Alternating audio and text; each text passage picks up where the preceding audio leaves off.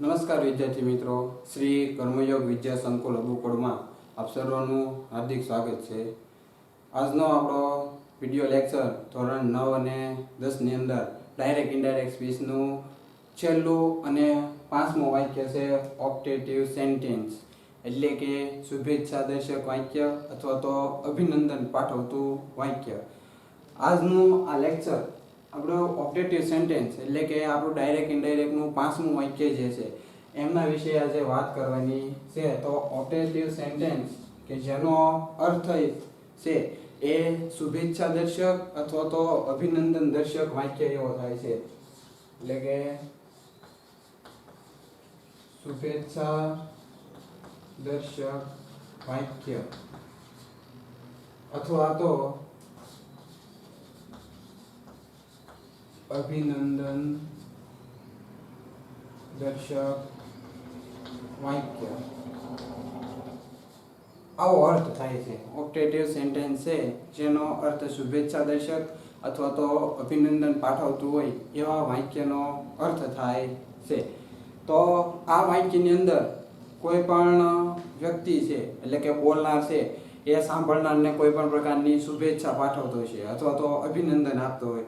આપણે કહીએ છીએ કોઈનો જન્મદિવસ હોય તો મે યુ લીવ લોંગ ને આવા ઘણા બધા કહીએ. પછી કોઈ વિદ્યાર્થી હોય શિક્ષકને કે ગુડ મોર્નિંગ સર. તો આવા જે વાક્ય આવે છે એવા વાક્ય ઓપ્ટેટિવ સેન્ટેન્સની અંદર એટલે કે શુભેચ્છા દર્શક વાક્ય અથવા તો અભિનંદન દર્શાવતા વાક્યની અંદર ભણવાના છે. તો એમની અંદર આ જે ઓપ્ટેટિવ સેન્ટેન્સ છે એમની અંદર શુભેચ્છા અને અભિનંદન તો આવે જ છે. એટલે કે એવા તો વાક્ય આવે જ છે. કારક સાથે સાથે એની અંદર પ્રાર્થના, આશ્વાસન અને દિલાસો વાળા પણ વાક્ય આવે છે. એટલે કે પ્રાર્થના, આશ્વાસન અને દિલાસો આવા પણ વાક્ય આવે છે. કોઈ પણને પ્રાર્થના કરી હોય કે તમે સાસુ જુઓ અથવા તો કોઈને આશ્વાસન આપ્યું હોય એટલે કે તમારા કોઈના પિતા ઓફ થઈ ગયા હોય તો એમ કે રેસ્ટ ઇન પીસ એટલે કે સ્વર્ગની અંદર એમને શાંતિ આપે. પછી કોઈ પણને દિલાસો આપે એટલે કે નોટ ટુ વરી ને આવા વાક્ય આપણે એની અંદર આવે છે. તો આવી રીતના શુભેચ્છા દર્શક અથવા તો અભિનંદન દર્શક એવા પણ વાક્ય આવે છે. સાથે સાથે પ્રાર્થનાના, આશ્વાસન અથવા તો દિલાસો આવું દર્શાવતા હોય એવા પણ વાક્ય એમની અંદર આવે છે. તો આ સામાન્ય વાત છે ઓપ્ટેટિવ સેન્ટેન્સની મૂળ વાત કે એમાં કેવા કેવા વાક્ય આવે. તો એમાં શુભેચ્છા દર્શક વાક્ય, અભિનંદન દર્શક વાક્ય, પ્રાર્થના, આશ્વાસન અને દિલાસો દર્શાવતા હોય એવા પણ વાક્ય આવે છે. તો હવે મુખ્ય વાત આપણે ડાયરેક્ટ ઇનડાયરેક્ટની અંદર આરવી ની વાત કરવાની છે. રિપોર્ટિંગ વર્બની વાત કરવી છે કે ઓપ્ટેટિવ સેન્ટેન્સ હોય અથવા તો શુભેચ્છા હોય કે અભિનંદન હોય, પ્રાર્થના હોય, આશ્વાસન હોય, દિલાસો હોય, જ્યારે આવા વાક્ય આપ્યા હોય ત્યારે આરવી શું લેવું. તો સામાન્ય રીતે યાદ રાખવાનું કે જ્યારે શુભેચ્છા અથવા તો અભિનંદન આપેલું હોય, અભિનંદન પાઠવેલું હોય, જ્યારે વાક્યની અંદર શુભેચ્છા અથવા તો અભિનંદન પાઠવેલું હોય ત્યારે આરવી તરીકે વિશ્ડ લેવાનું. વિશ એટલે કે શુભેચ્છા અથવા તો અભિનંદન એવો અર્થ થાય છે. એટલે કે જ્યારે વાક્યની અંદર શુભેચ્છા અથવા તો અભિનંદન ડાયરેક્ટ સ્પીચના વાક્યની અંદર પાઠવેલું હોય ત્યારે આરવી તરીકે વિશ્ડ લેવાનું રહેશે. એવી જ રીતના જ્યારે પ્રાર્થના, આશ્વાસન અથવા તો દિલાસો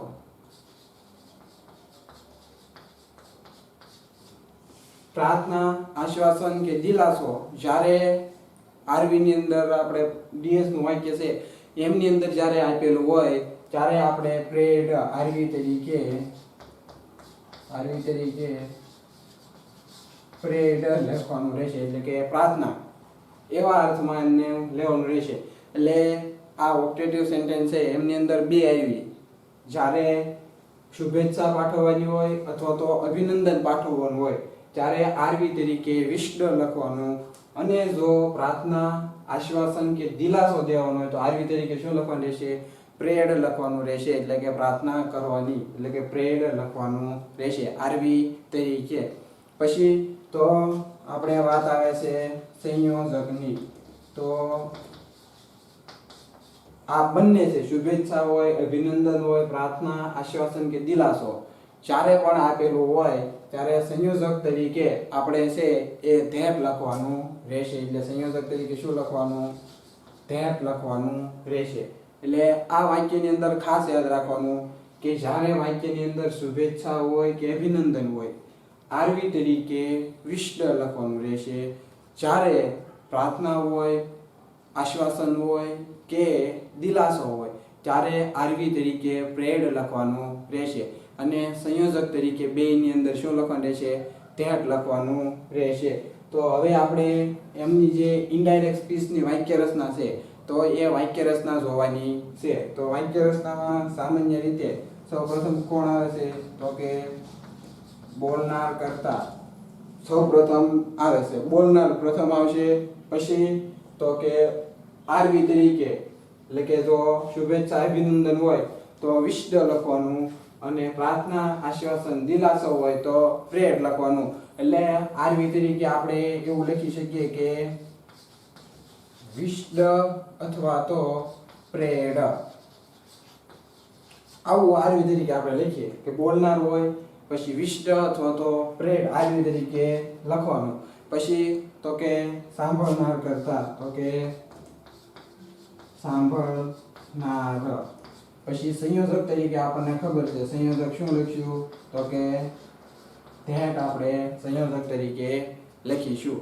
એટલે કે સૌપ્રથમ બોલનાર કરતા આવશે, પછી આરવી તરીકે વિષ્ડ અથવા તો પ્રેડ આવશે, સાંભળનાર આવશે, સંયોજક આવશે. પછી જેમ આપણે ફેરફાર થાય છે એમ, તો કે સંયોજક પછી તો કે કર્તા આવશે, પછી ક્રિયાપદ આવશે અને અન્ય શબ્દ આવશે. જો વાક્યની અંદર કર્તા, ક્રિયાપદ ને અન્ય શબ્દ આપેલા હોય તો લખવાના, નકર રહેવા દેવાનું.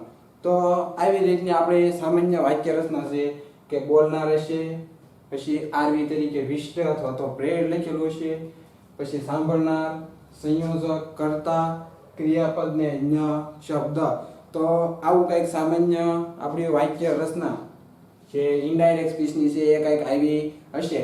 તો એ મુજબનું આપણે એક ઉદાહરણ લખીએ કે the student said to the class teacher,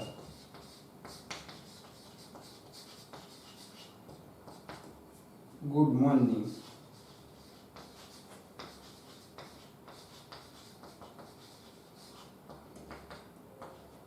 આવું વાક્ય છે કે the student said to the class teacher good morning. અને સાથે સાથે એક આપણે બીજું પણ વાક્ય લખી શકીએ કે the beggar said to me. The beggar said to me, may you live long. આવા બે વાક્ય છે કે પહેલું છે the student said to the class teacher good morning, અને બીજું છે કે the beggar said to me may you live long. તો આવું આપણું વાક્ય છે. તો આ વાક્ય જે રીતના આપણે બને છે તો એમના વિશે તો પહેલું વાક્ય છે એ આપણને ગુડ મોર્નિંગ એટલે કે શુભેચ્છા એવી પાઠવેલી છે. તો આપણે આવી તરીકે એમાં શું લખશું? વિષ્ડ લખશું. અને એવું કીધું કે મે યુ લીવ લોંગ, એટલે કે તમે જાજુ જીવો, તો એવી પ્રાર્થના આપણને કરેલી છે. એટલે અહીંયા શું લખશું? આવી તરીકે પ્રેડ. તો આપણે પ્રથમ વાક્ય બનાવીએ તો પ્રથમ કોણ બોલનાર કોણ છે? તો કે ધ સ્ટુડન્ટ છે એ આપણા સૌપ્રથમ બોલનાર કરતા. હવે ગુડ મોર્નિંગ છે એ શુભેચ્છા આપણને આપેલી છે. તો શુભેચ્છા માટે આપણે આરવી તરીકે શું લખશું? શુભેચ્છા પાઠવેલી છે એટલે તો કે વિષ્ડ, એટલે અહીંયા શું લખશું? વિશ્ડ આરવી લખીશું. પછી તો કે સાંભળનાર કોણ છે? તો કે ટુ ધ ક્લાસ ટીચર.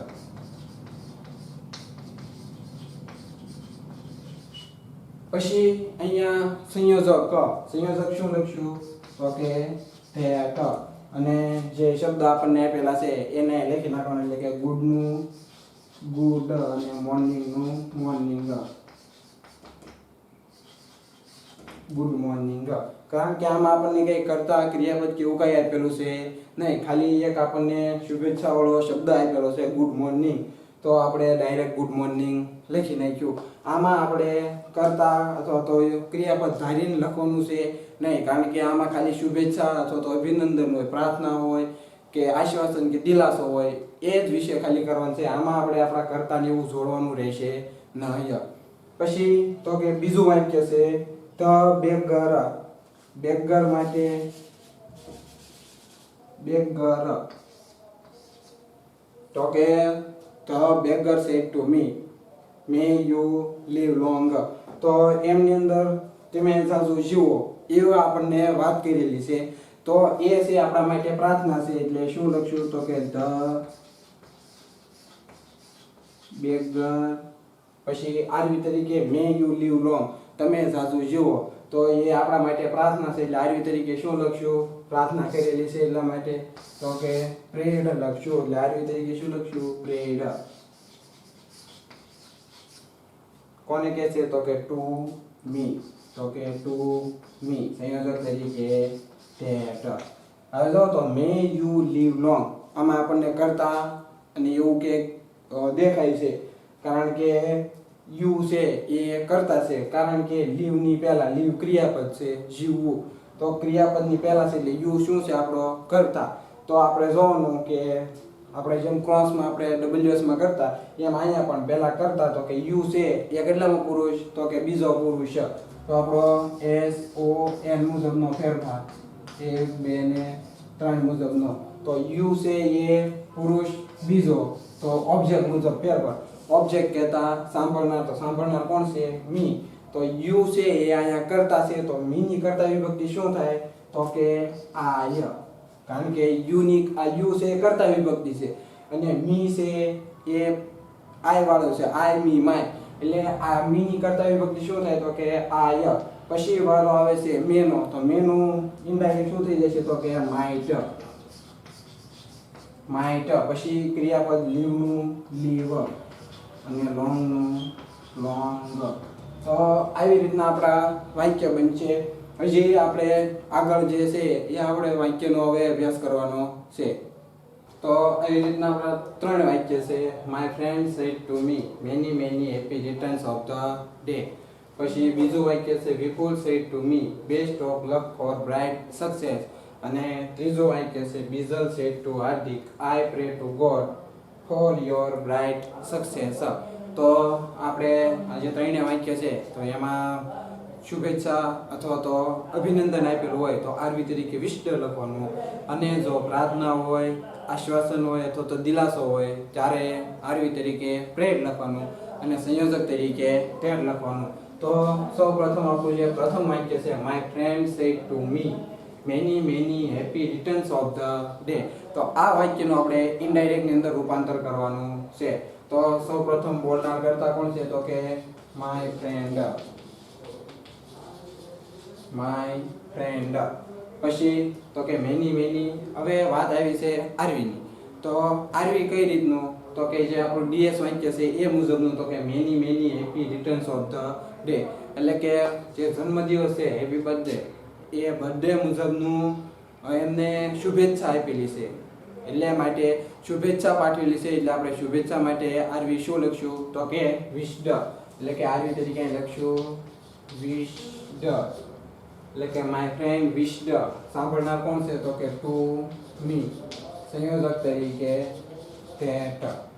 પછી જો તો બોલનાર માય ફ્રેન્ડ, પછી આરવી તો કે વાક્યના ભાવ પ્રમાણેનું, એટલે કે વાક્યમાં જો શુભેચ્છા અથવા તો અભિનંદન પાઠવેલું હોય તો વિશ્ડ લખવાનું, અને પ્રાર્થના, આશ્વાસન અથવા તો દિલાસો આપ્યો હોય તો પ્રેર લખવાનું. એટલે અહીંયા આપણને શુભેચ્છા આપેલી છે એટલા માટે આપણે અહીંયા વિશ્ડ લખ્યું સાંભળનાર તરીકે ટુ મી અને સંયોજક તરીકે ધેટ.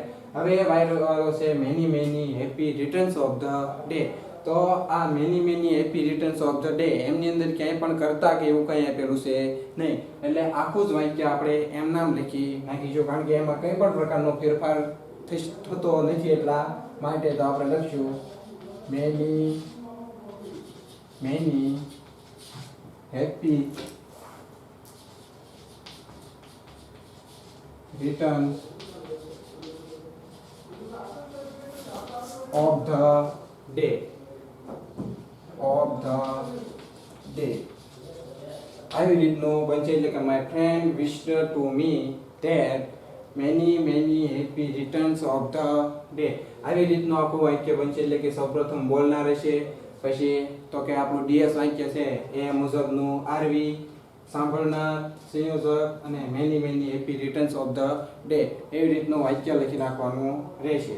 પછી તો કે આપણું બીજું વાક્ય છે Vipul said to me best of luck for bright success. તો એ મુજબનું વાક્ય, એટલે કે આમાં ઉજ્જવળ ભવિષ્યની શુભેચ્છા આપેલી છે, તો શુભકામના પાઠવેલી છે, એટલા માટે આપણે આરવી અહીં શું લખશું? વિશ્ડ લખીશું. તો આપણે સૌપ્રથમ બોલનાર કોણ? તો કે વિપુલ. હવે તો કે best of luck for bright success, એટલે કે ઉજ્જવળ ભવિષ્યની શુભકામના પાઠવી છે, એટલા માટે આપણે શુભકામના પાઠવેલી છે, લારવી તરીકે વિશ્ડ લખીશું, એટલે અહીંયા આવશે વિશ્ડ. પછી સાંભળનાર કોણ છે? તો કે ટુ મી, એટલે કે ટુ મી સાંભળનાર. બોલનાર આરવી સાંભળનાર. હવે સંયોજક, તો સંયોજક આપણું આવશે ધેટ, સંયોજક તરીકે ધેટ. પછી તો કે best of luck for bright success. તો આમની અંદર પણ કંઈ પણ કરતા કે ક્રિયાપદ આપેલું છે નહીં, એટલે આખું વાક્ય એમનું એમ લખી નાખવાનું, એટલે કે best of luck for bright success.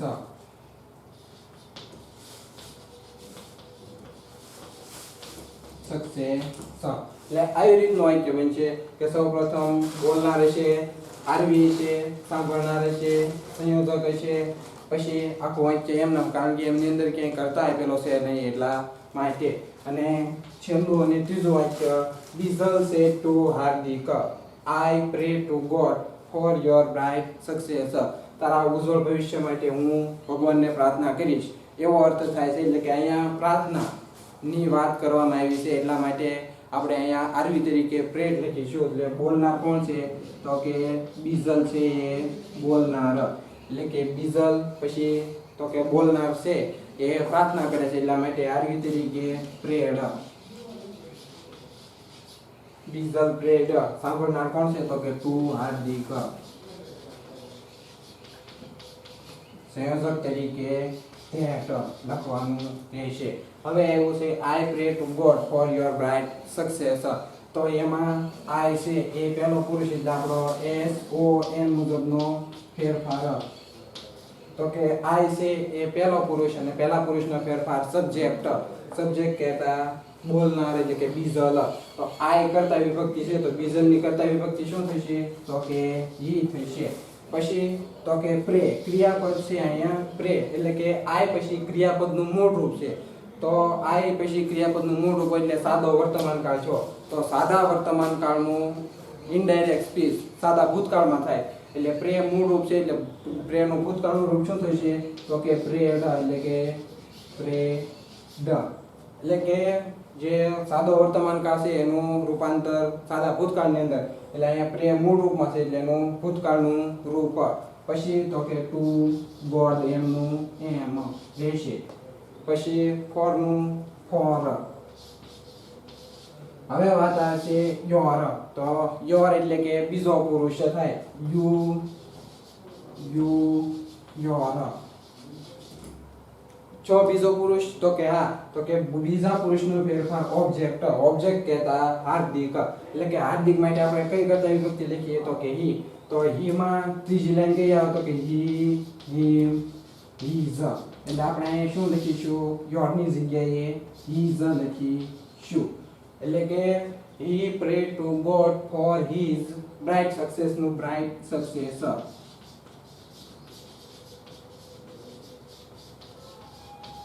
આવી રીતનું વાક્ય બનશે.